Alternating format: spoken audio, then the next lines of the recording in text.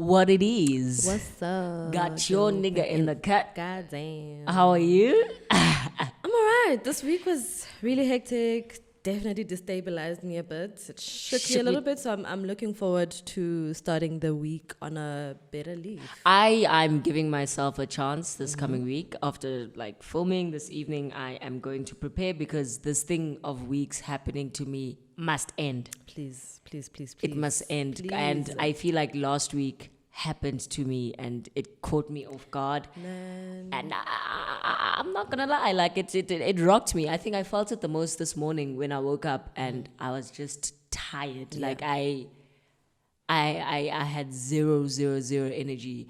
But you know what? I think I'm gonna focus on giving myself Give yourself a break. my best next week. I'm gonna try. Yes. So guys, what are we talking about this week? So this week, following with the month of love, we're still gonna continue speaking about love. We've trying out a new format where we do a weekly recap, and then we get into the topic for the week. So this week was hectic. It was personally let's start with the lighter stuff, because in any case we're gonna veer off into for our topic. This is light, but it's also very dark at the same time. Yeah, the Gorilla Glue. Eh. Yeah, I won't lie. Like I won't lie. I didn't find it funny. I couldn't find it funny. I mean, I guess it's fine if you guys laughed or whatever. I don't know, but I was scared. I won't lie to you. I was like trying to imagine having Gorilla Glue for a whole month on your scalp, bro. What's going on under your scalp right now? And I'm sure that's what's happening. That's the thought she's having in her head. Like, what's going on? Like, is this gonna come off? Like, yo, guys. There's literally like no hope. I can't imagine what might help. Like I saw people said, oh, okay, context for those who don't know. Yes. This lady posted on TikTok. She posted herself pouring like shampoo on her hand and trying to wash off something in her hair. And she spoke about how she didn't have like something to lay her hair, and she used Gorilla Glue. So Gorilla Glue is like super adhesive. It's basically like glue to put wood on walls. Like it's very adhesive. So and she put it on her. She put it on her hair to lay. And obviously when you're laying, like the product is on your scalp and it's a lot, you know. And she's had her hair like that for a month. Yeah. And people were actually saying that Gorilla Glue is water activated. So the more she tried to wash it off with water, the stronger it got. And now it's basically stuck on her scalp, and it's like her skin is not breathing. Yeah. She's, as you were saying, she's basically like a burn victim. Yeah, so she's burnt. I don't know what's gonna happen, but she keeps updating on social media, and I'm following it, but I'm very sad for her at the same time because I'm trying to imagine like something of that nature happening to my head. And I think like we've had so many conversations about how it's just hair and like you can just cut. But now I'm like, it's your scalp. It's not. It's your well-being. You know what I mean? It's your actual health. I can't imagine where she is mentally. I literally cannot. That's why I find it really difficult to laugh, because I'm like, there's a certain place you have to be at for this to happen. Yeah. Yes. For you to be resort so to desperate that you put glue on there's your hair. There's a place you must be at for that to happen. And I mean, I'm not gonna speculate anything, but yeah, I just feel like she wasn't in a good place. It actually reminds me of when women earlier online would speak, even now actually would speak about what they use to get rid of cellulite, and they'd be like, they use mentholated spirits, and it's like, whoa, like you're putting. Does that belong on skin, bro? Like people do that. I remember there was a time where, and I was much younger, so I didn't like fully understand, and we would laugh at stuff like that. But someone was like, "Yeah, they mix grandpa and spirits, and they like put on their skin, and it works really well." And it's like there's so many things that people do, even like with these yoni steaming things. Like it's like we're always on this quest for perfection with our bodies, to the point that it can be very detrimental. So like I'm very sad about that, but I'm hoping that she's in a much better place than what we're thinking. Because all we can do is speculate. But yeah, that's one of the wild things that happened this week. Another very weird and wild thing was like the Jacob Zuma, Julius Malema Tea Party. I think for me, the thing that made it the most wild was the fact that they were in that very expensive house, paid for with tax money, and they were drinking JC LaRue. I'm very upset at that. It's upsetting me and my homegirl. I'm very upset. I'm not happy with the quality of the snacks that were on that table. I feel like our tax money, we work very hard and we pay tax and at least things. Get like a Laurent Perrier or a local MCC, a dope local MCC. Better with our money. Like you know I look at the president and a lot of people think that I'm being weird, but. You know, it's okay if he has the latest iPad. At least our money is doing something great. Yeah. So that was very weird. I am a hater because why do you have the latest? Why do you need it for? Why do you need the latest iPad Pro? It's always weird when I see really old people with like the latest Apple Watch, the latest iPhone. I'm like, for what good reason? But anyway, what was weird for me with the Tea Party, I think, especially considering how earlier this week there was a lot of conversation about Fees Must Fall and the students that were paid to destabilize the movement itself. I think a name was released of a student that was a part of that. And we obviously know a few students that we suspected at the time. And when you look at where they are versus where the rest of everyone who was marching it's kind of wild. Yeah. So Vuyani Pambo, having been a part of the initial Fees Must Fall that we were a part of, having positioned himself in that way, and then now being like the spokesperson of the EFF, a position that he clearly lacks the skill for, was just a reminder. If you were a comms person, you wouldn't have been saying, if you're a comms professional, you wouldn't have been saying the things you were saying. The tea was sweet, it was warm, unlike you, we were invited. It was very weird, but I think to me it was also like a very sad thing to witness because that person is there in that position at the expense of so many. Education is still not free. No. Like all those Wits guys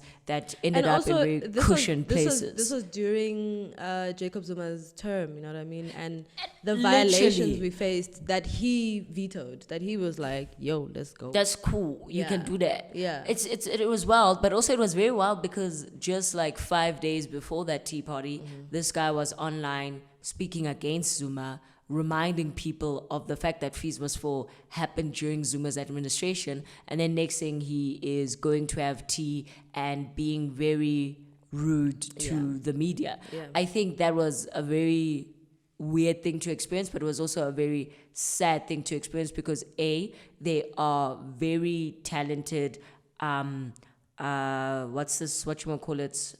qualified communications practitioners who should be in the position that he is in. Yeah.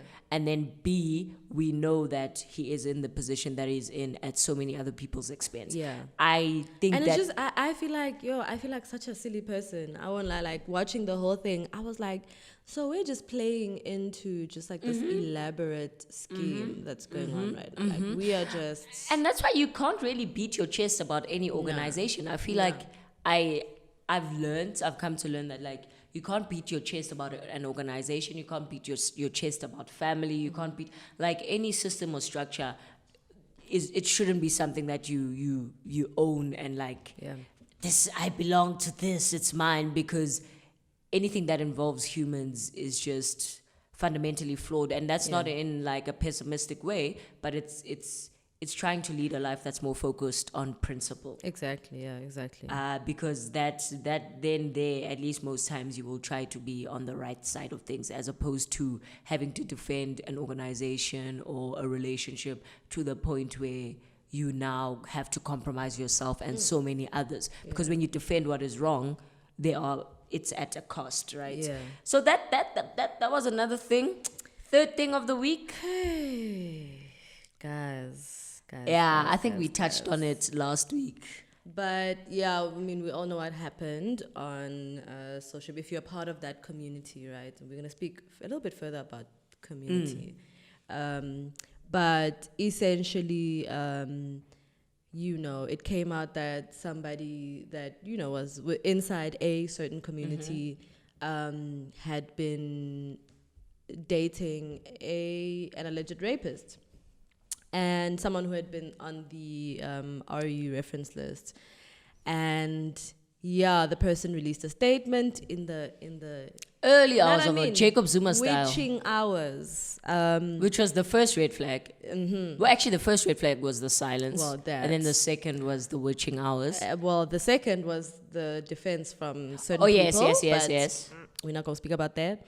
They released a statement, a couple of threads. It was like a whole thread. And it was very, like, I think it cemented my disappointment. Like, the gravity of, it was just very... I knew in that, like, this thing has me feeling a lot of shame because it actually, and this is something that we spoke a lot about last year, but it actually made me realize that the theory is so much easier than the practice.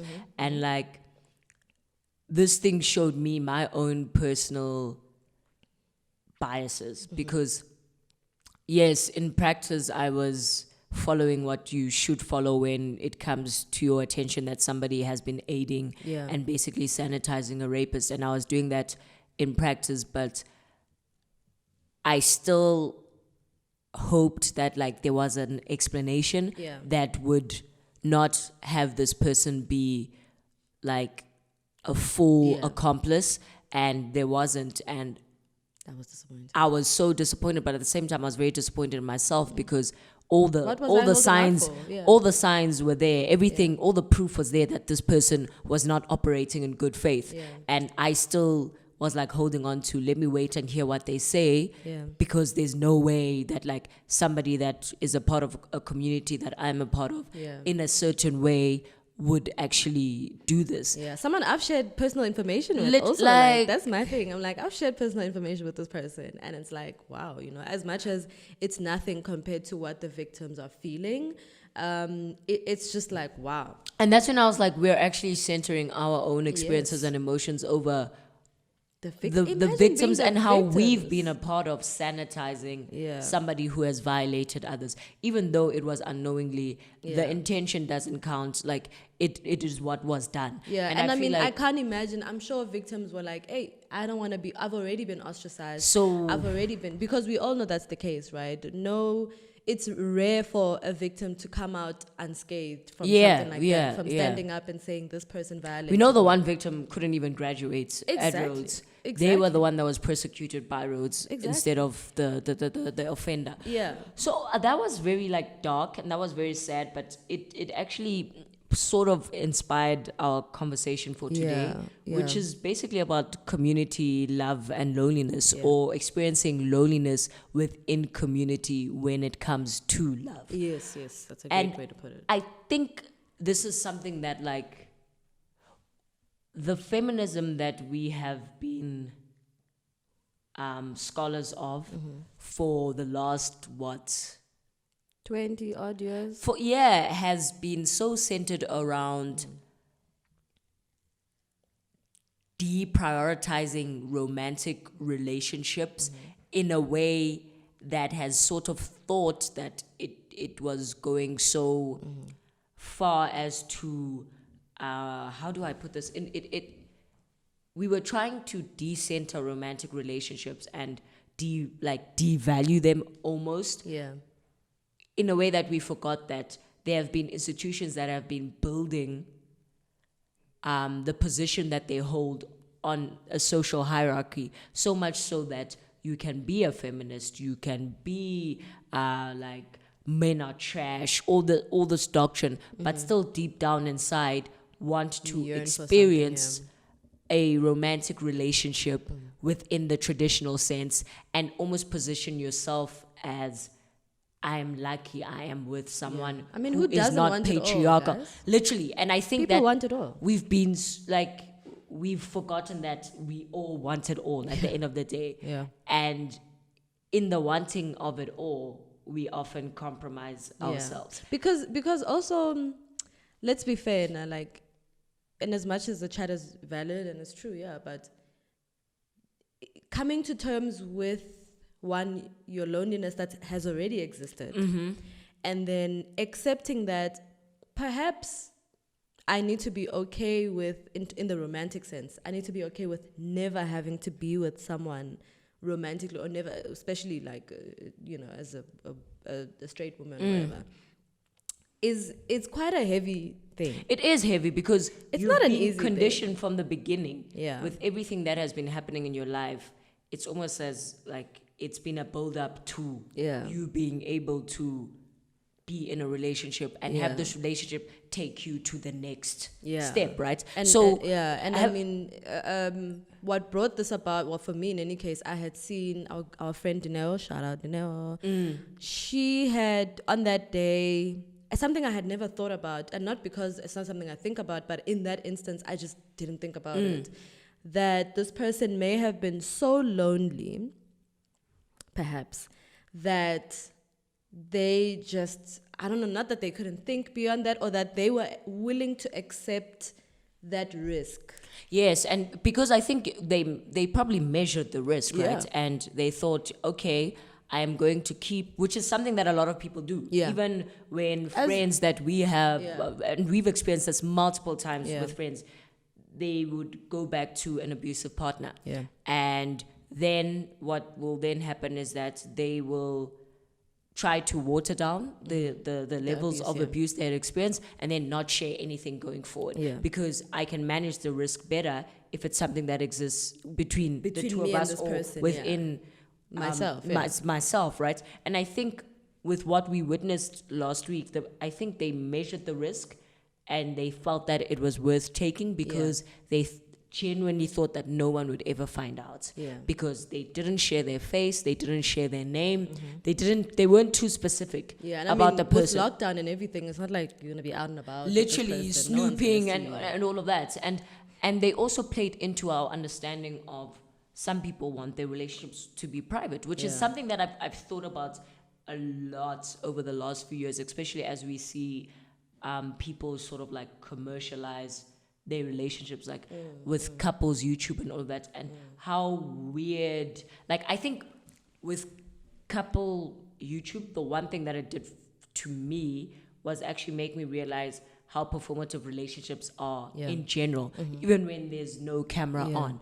Like, there has to be this constant performance of love. There has to be this constant performance of, it actually has very little to do with what you are experiencing within the relationship. It has more to do with projecting a sense of lack to others. To create this thing that others must yearn for. Which that other people must go, oh my God, there is you guys are so amazing. There's this deliberate scheme to make people feel lonely. Right? And I think that without this projected loneliness, even those who are within relationships are nothing. I don't know if that makes sense. I feel you.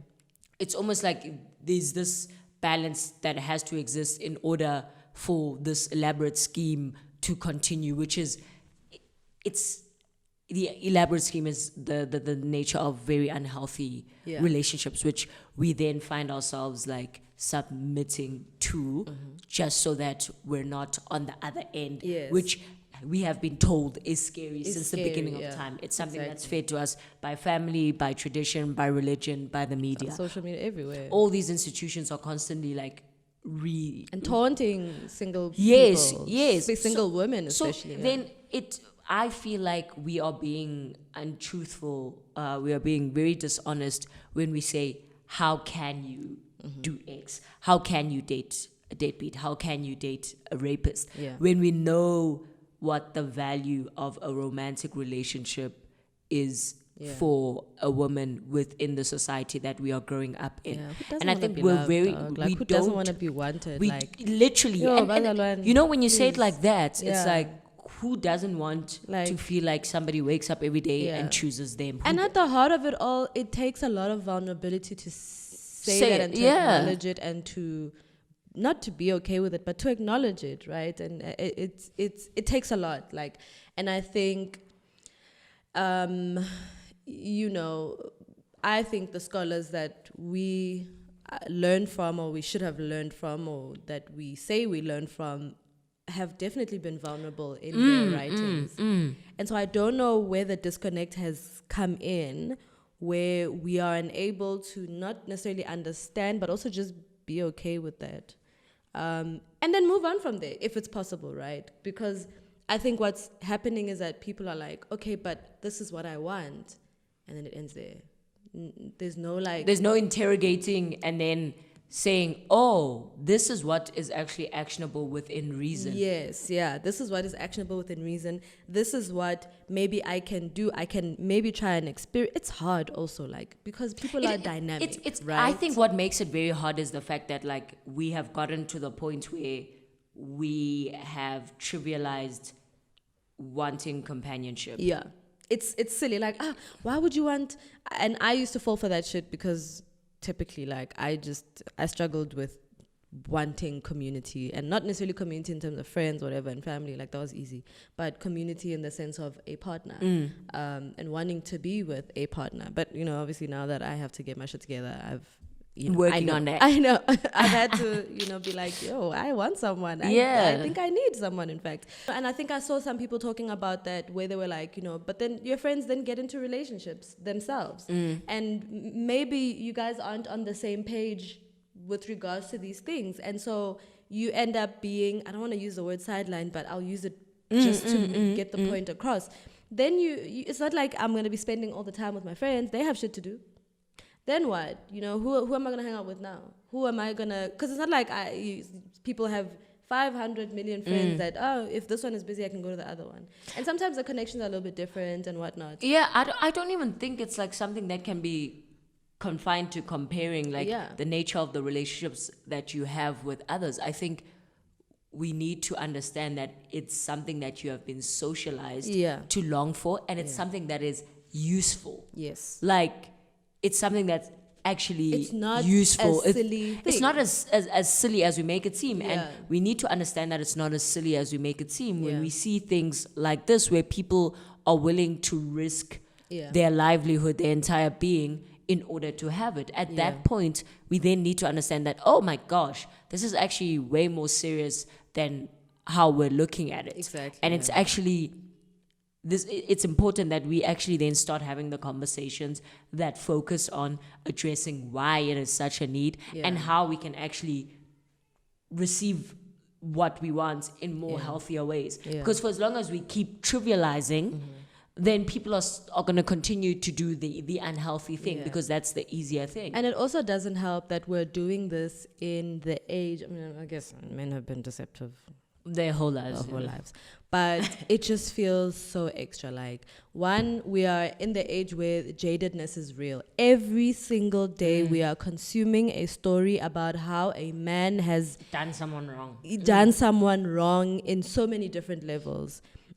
And so then we have to grapple with these things during this age where we're, the extent of men's misogyny is now illuminated. Now we see that it's not just a systemic, I mean, I guess it is systemic even when it's romantic, but it's not just systemic, it's very much interpersonal. Yes, it's always here. It's always here. Yeah. It's omnipresent. And you must, and now as a result, our antennas are constantly up.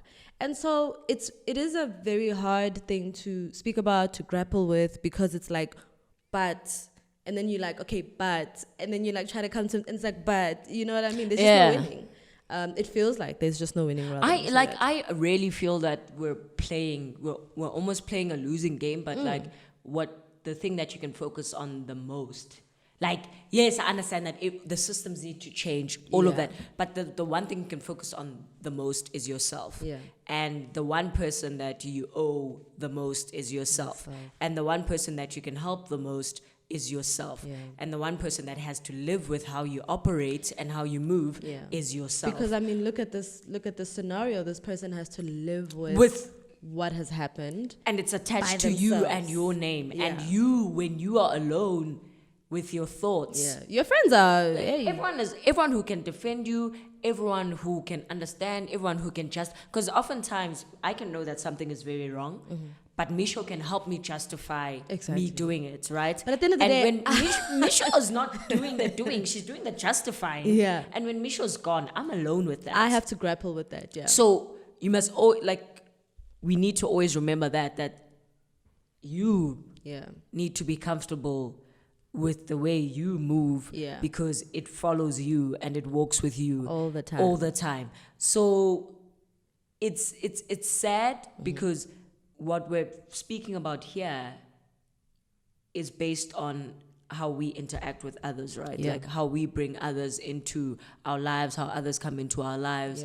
And it becomes so difficult to separate the you from the situation that you're in.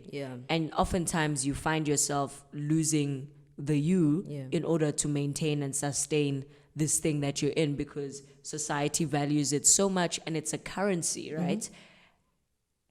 And we've fallen into this pattern, and that's why I keep saying like romantic relationships in the traditional sense are so performative because you fall into this pattern, especially now with the internet and social and all of that, and it makes me almost want to disengage from communicating anything about my romantic relationships as well as about my friendships as well as about the relationships that I have with my family because you sort of feel like at times it's almost like you're performing and there's this audience and you need to keep them satisfied and you need to constantly be sharing the positive and you need that makes you then fall into a trap where you're no longer a part of this thing that you're in. You're just focused on churning out all these things that other people are going to witness and consume. And guess what? The reality is not that. And then also you become a bit you find yourself lost in the sauce. And I think like once we begin stripping off that performative aspect of it and truly living within the thing that we're living in and truly being present within what we are in, like present as a friend, present as a partner, present as a family member, it becomes way more fulfilling than the way that we've been operating for most of our lives. Because and I think what you're talking about with regards to like the performative nature of things is that we also then lose sight of the fact that when we're always consuming these things about relationship and how people are relationshiping and how it's looking so perfect, we then expect that from other people. You expect people to be perfect, and it's like literally, and you set a perfect thing. You set you benchmark based on what you're witnessing from others, right? And then within that benchmarking, that's where you can still be within things and feel very lonely. Yeah, exactly. Because you are not. First of all, you are not doing the work that they are doing. You don't even know the work that they're doing, and you're not enjoying. You're just there because you want to not seem as though you are yearning or you want to seem as though whatever anyone can yearn for is being fulfilled within your life, which is like, it always goes back to our constant need to one up or our constant need to, and I get it. Like there's so many things in my own personal life where I'm like, why can't I be like other kids? Why can't I have the things other kids have? Why must I always be Sabawell 11? Like, why can't things just work out? And I just think like, if we constantly remind ourselves that we don't have the full picture, then that makes things a bit easier, but it still doesn't erase the conditioning that has us having these expectations. It doesn't erase your feelings as well. So it's just like, I feel like there's no answers. No, I feel like this is just a vent session, and I just think that it's something that we don't address as much as we should have. We are very lonely. We're lonely people, child. I know we need a toolkit for dealing with loneliness because this loneliness that we're experiencing is pushing us into the depths of hell. As we've seen, there are so many women who get into hot water because of the romantic relations in their lives. There are so many women who are it's not taking away any responsibility from the person themselves, but I feel like there are levels, there are spaces with others will push you to that you did not even know existed, or that you did not know that you were capable of doing such things. But because of how much we value companionship, even though we like to act like we don't, you will go to those places in order to keep people close. And that to me says that there's so much work that we need to do on loneliness. There's so much unpacking that we need to do on loneliness. And there's so much like dishonesty that we need to get rid of. There's nothing shameful in being lonely. Because when we feel ashamed, we try to get rid of the emotion instead of understanding that it is actually a human emotion. It's okay to feel lonely. It's okay to try work to get rid of it, but we need to find healthier outlets because currently we are failing. So I think for me personally, the work is in shaming people less for wanting. Because we all want. For wanting and longing. Yeah, we all want. And yearning, Like you might be satisfied within a romantic relationship, but you're still want. You're longing for something else, or you're longing within that relationship. You might be satisfied within a friendship, but you're longing for something else. You're wanting. So I think it's to shame less. It's also to try find healthier ways, to try understand myself more, to try understand where this thing comes from, to try understand why it's so persistent. Because I think we are too impatient with ourselves oftentimes, and we beat ourselves up too much. Like, mate, we're not gonna get there in an instant. Like, sorry.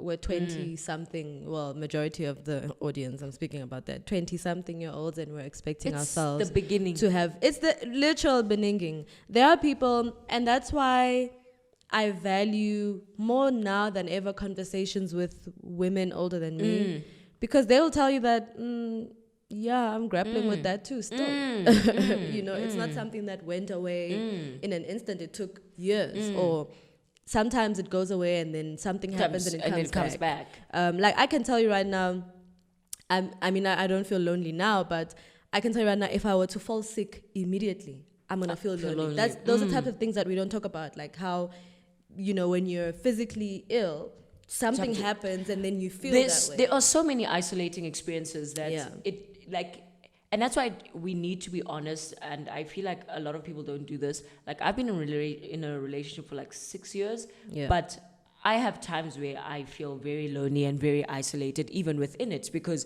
you are a person who has your own things. Exactly. Not your whole life is going to be solved by having a romantic partner. No. You can be fully supported by your friends, by your partner, by your family, and still experience loneliness, because there are certain ways that you can experience things that can be very, very isolating. Like, you can be triggered by a work experience, you can be triggered by a comment, you can be triggered by a memory, you can be triggered especially by illness. Like, you're really right. Illness, and you will feel so alone. And it's okay to be honest about how those things can exist.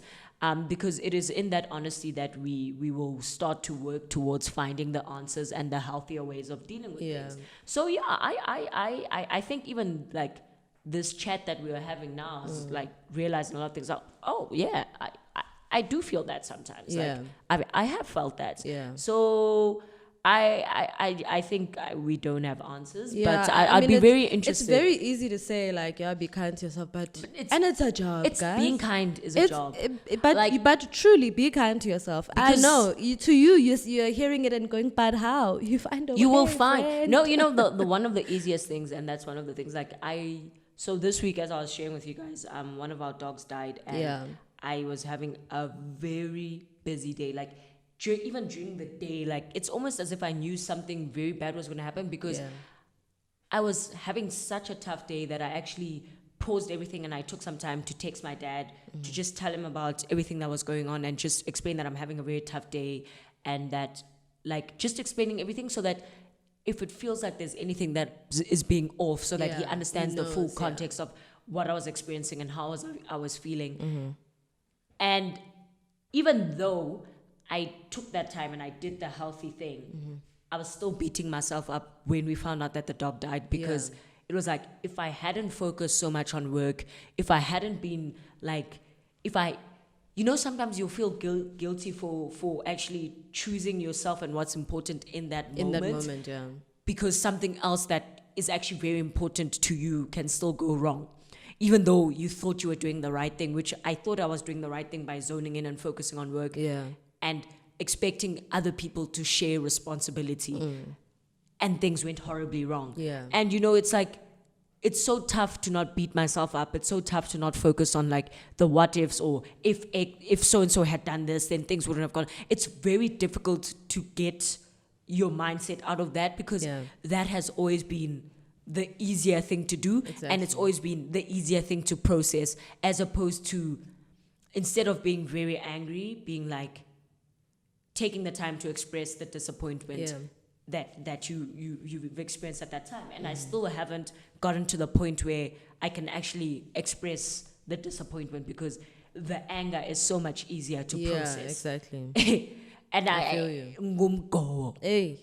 Like, it's wild to think that being angry at someone is easier to than process than actually disappointment, because disappointment comes with knowing that I expected more. Yeah. Within this moment, I expected more. Yeah.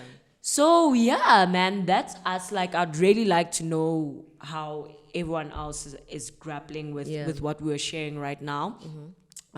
We learned so much from the responses, and we learned so much from having these conversations with each other. Yeah. So please let us know what you're processing, how you deal with your loneliness, what you think about community, love, and loneliness. And don't forget to subscribe to our new channel. We're trying to migrate stuff onto there to make it easier for everyone to access what we currently have. So it'll still be on Menzies channel, but we're just going to be moving we're going to be duplicating onto this platform as well. And please don't forget to like, subscribe. Are we going to tell them about our birthday competition? Or we can. I guess we can. The lovely people at Cadbury PS gave us 3 Instax cameras. Yes. I don't know if you all have seen them. I should have brought it out so I can show you guys. To create some memories. Especially now in the month of love. So it's our birthday at the end of the month.